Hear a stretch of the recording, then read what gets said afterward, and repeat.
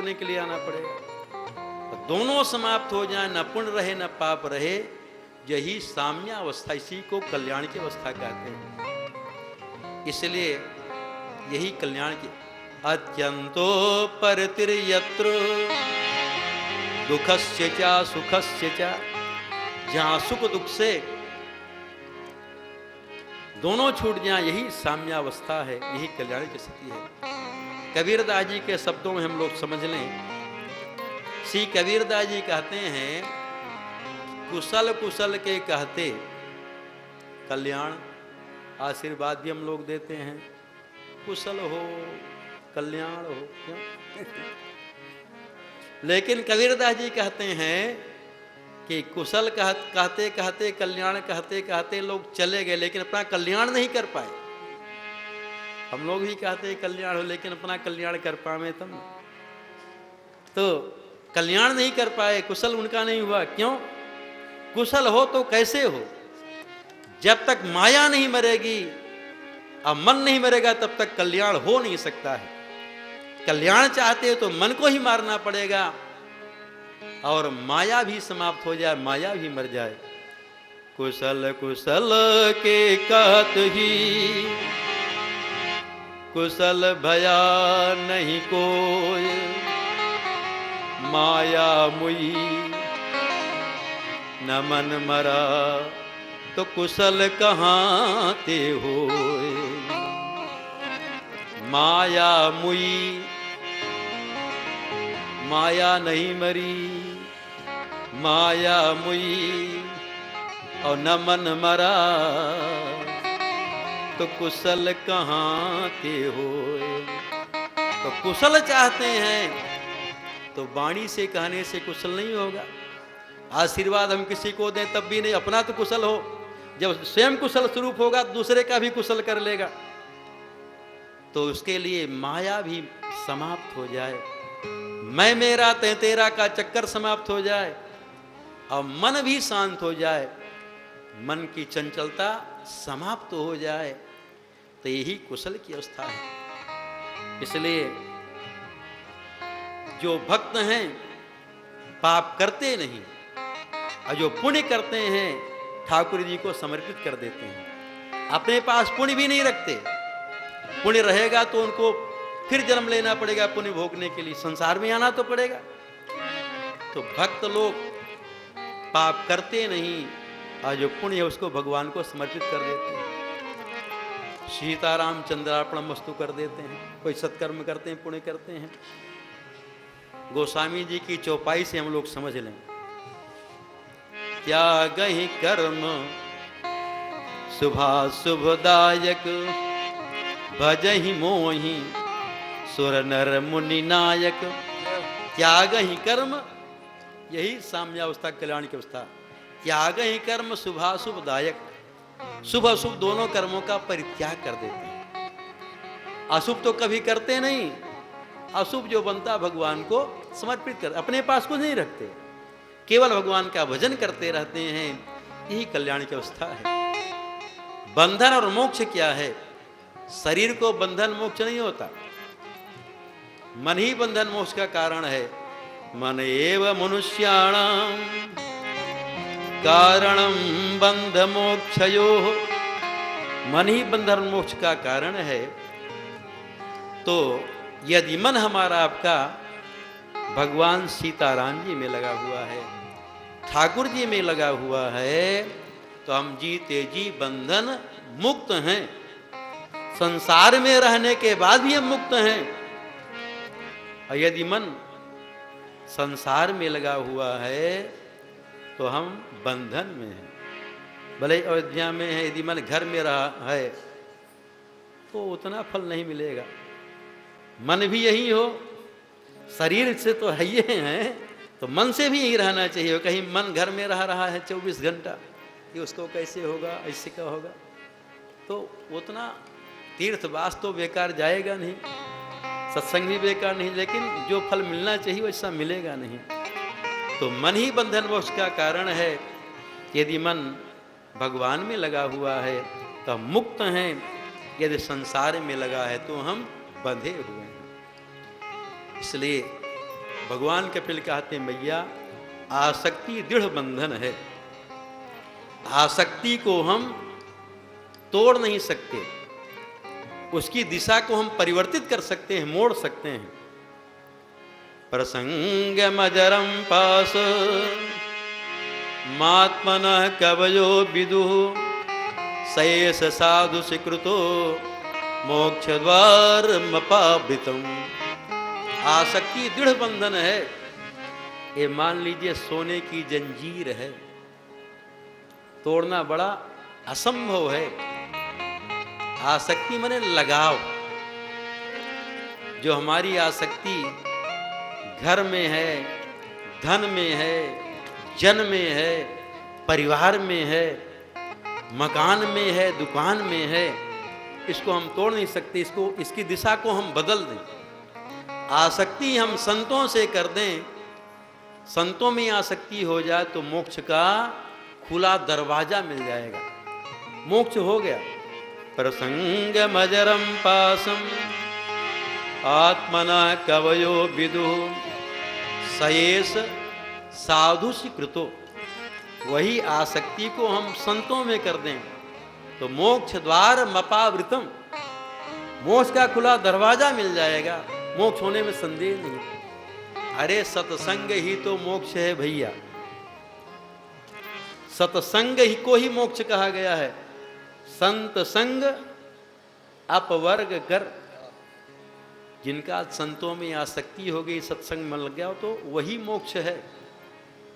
और कामी भवकर पंथ, कामियों का संग जो है ये नरक का रास्ता है। कामनियों का संग नहीं, गोस्वामी जी कहते, कामनियों का संग नहीं, कामी का संग। कामी का संग जो है नरक का द्वार है। से संतों में आसक्ति हो जाए, खुला दरवाजा, मोक्ष हो गया। अरे जब श्री राम जी का वनवास हुआ, श्री राम जी बहुत प्रसन्न थे, प्रसन्न मुद्रा देख करके वशिष्ठ जी पूछते हैं, राम आप इतने प्रसन्न क्यों हैं?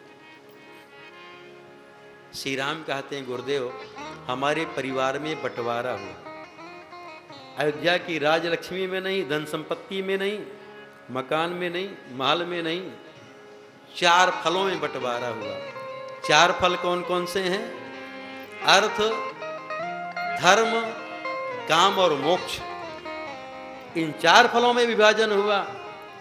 तो श्री राम कहते हैं, गुरुदेव अर्थ गया मेरे प्राणों से प्यारे भैया भरत के हिस्से में, क्योंकि अयोध्या का राज्य श्री भरतलाल को मिला। और धर्म गया हमारे पिता दशरथ जी के हिस्से में, क्योंकि धर्म न दूसर सत्य समाना, उनके सत्य की रक्षा हो गई। तो धर्म गया श्री पिताजी के हिस्से में, और काम गया मैया कैकेयी के हिस्से में, क्यों कैकेयी की कामना पूर्ण हुई कि मैं जंगल जाऊं, मेरा पुत्र भरत राजा बने। तो काम गया कैकेयी के हिस्से में। और श्री राम कहते हैं, गुरुदेव हमको तो जंगल नहीं मिला है, हमको तो मोक्ष मिल गया, क्योंकि वहां जंगल में संत महात्माओं का दर्शन होगा, सत्संग मिलेगा, यही मोक्ष है। मुनिगण मिलन विशेष शिवन सबई भांति हित मोर, तेहि महापितुआयस बहुरी सम्मत जननी तो। तात बचन पुनिमा तुहित भाई भरत असराव, मोह कहाँ दरस तुम्हार प्रभु सब मम पुण्य प्रभाव। तो सत्संग ही मोक्ष है। सत्संग में मन लग गया तो हम लोग मुक्त हैं, मुक्त हैं हम जीते जी। लहाई 4 फल अछत तनु साधु समाज प्रयाग। ये शरीर के रहते 4 फल मिल जाएंगे। संत में आसक्ति हो गई तो इसलिए भगवान कपिल कहते मैया संतों में आसक्ति कर लो। भगवान नहीं कहते मेरे में आसक्ति करो, क्योंकि भगवान में आसक्ति करना थोड़ा कठिन है, क्योंकि भगवान हमारी आपके नेत्रों के सामने नहीं है। जो जिसका रूप हमारे आपके नेत्रों के सामने प्रकट है उसमें आसक्ति अपने आप हो जाती है। अरे घर परिवार में, बच्चों में, नाती पोता में आसक्ति क्यों होती? उसका रूप भी सामने है, नाम तो वही है, रूप भी सामने, इसलिए आसक्ति हो जाती है। तो संतों में आसक्ति करना आसान है, क्योंकि उनकी हम सेवा करते हैं, उनके वचनामृत को सेवन करते हैं, उनका संग करते हैं, दर्शन करते हैं, उनका रूप हमारे आपके सामने है, तो उनमें आसक्ति करना आसान है। अब वास्तव में विचार किया जाए तो संत और भगवान में अंतर है ही नहीं है। संत भगवंत अंतर निरंतर नहीं, कि मैं पुमत कह दास तुलसी, जाने सुसंत अनंत समाना। जो संत हैं भगवान के ही समान। श्री राम जी तो यहां तक कहते हैं सबरी जी से कि संतों को मुझसे ज्यादा मानो, सातों सम मोहिमय जग देखा, मोते अधिक संत कर लेखा। तो संत में भगवान में अंत, संत मिल गए तो भगवान मिल गए। ऐसे संतों की परंपरा में हम जुड़ जाएं, जो संत सीधे भगवान से जुड़े हुए हैं, उस परंपरा में हम जुड़ जाएंगे तो भगवान के पास निश्चित पहुंच जाएंगे।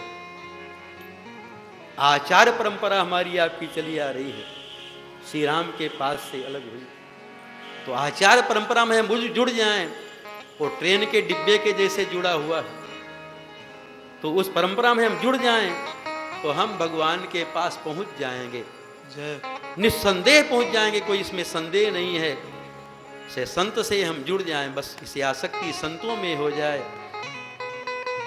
क्योंकि संत सीधे भगवान से जुड़े, उनका संपर्क भगवान से है। माँ देवहूति जी भगवान कपिल से कहती हैं, ठीक है हम संत से लग जाएं, आसक्ति कर लें, कि हम कैसे पहचाने कि संत है या संत है? कुछ पहचान तो बताइए, उनका लक्षण तो बताइए।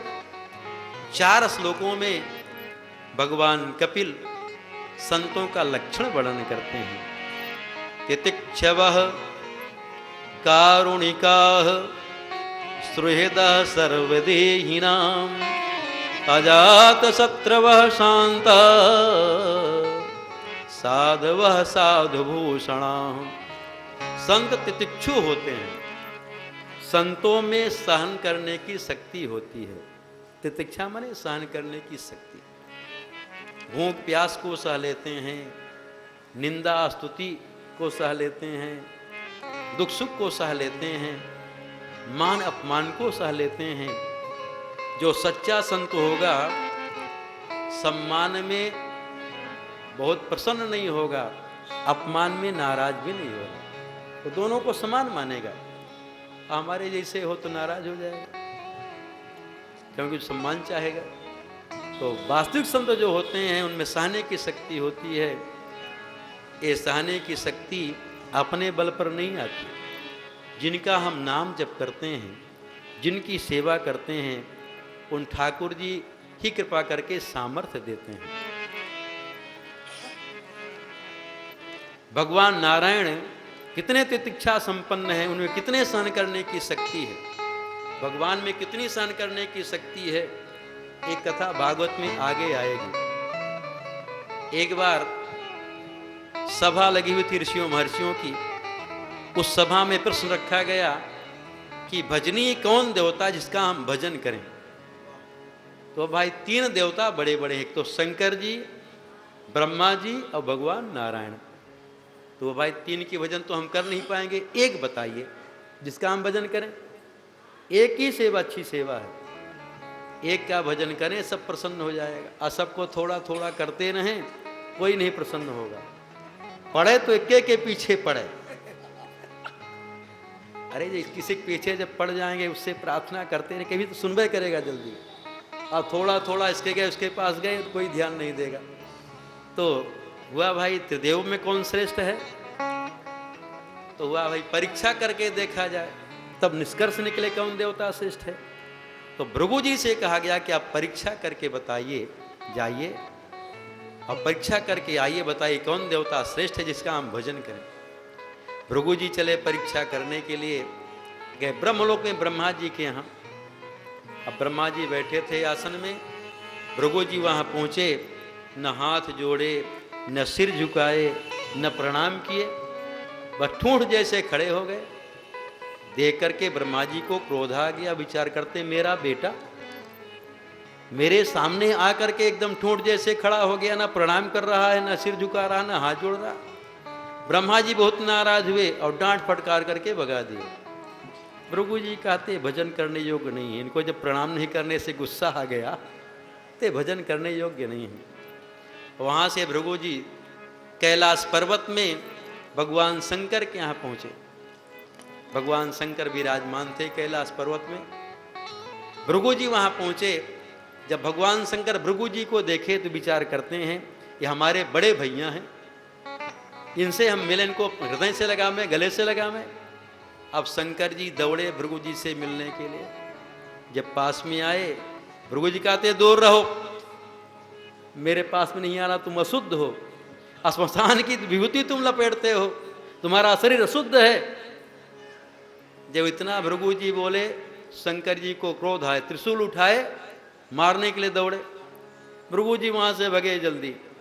विचार करते इनको भी क्रोध आ गया, ये भजन करने योग्य नहीं है। वहाँ से भृगु जी क्षीर समुद्र में पहुँचे, जहाँ भगवान नारायण शेष सैया पर शयन किए थे। श्री लक्ष्मी जी भगवान का चरण संवाहन कर रही थी। भृगु जी वहाँ पहुँचे, न इधर देखे न उधर देखे, सीधे भगवान नारायण के वक्षस्थल में बड़े जोर से चरण का प्रहार किए। जब बड़े जोर से लात मारे, भगवान नारायण उठ करके बैठ गए।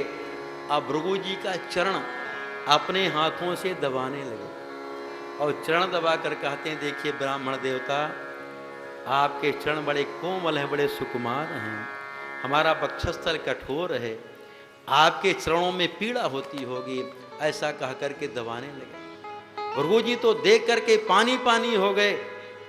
इतना सहनशील देवता कौन होगा?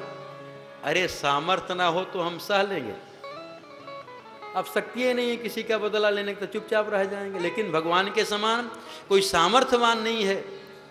शक्ति होने पर सहे तभी तो सहना माना जाएगा। और जब निर्बल है, शक्ति है ही नहीं कुछ करने का, कहे बड़े सहनशील है, तो थोड़ी माना जाएगा। अरे त्याग तो तभी माना जाए कि घर में सब भरा हो और उसको ना खाने की इच्छा करे ना पहनने की, वो त्याग है। और जब है नहीं है, हम बड़े त्यागी बने, तो उसको त्याग नहीं माना गया। तो भगवान बड़े सामर्थ्यवान हैं, अन्यथा समर्थ हैं, कर्तव्य कर्ता समर्थ प्रभु हैं। भृगु जी तो पानी पानी हो गए। विचार करते हैं इतना सहनशील देवता कौन होगा जो लात मारने के बाद जिसको क्रोध नहीं आया।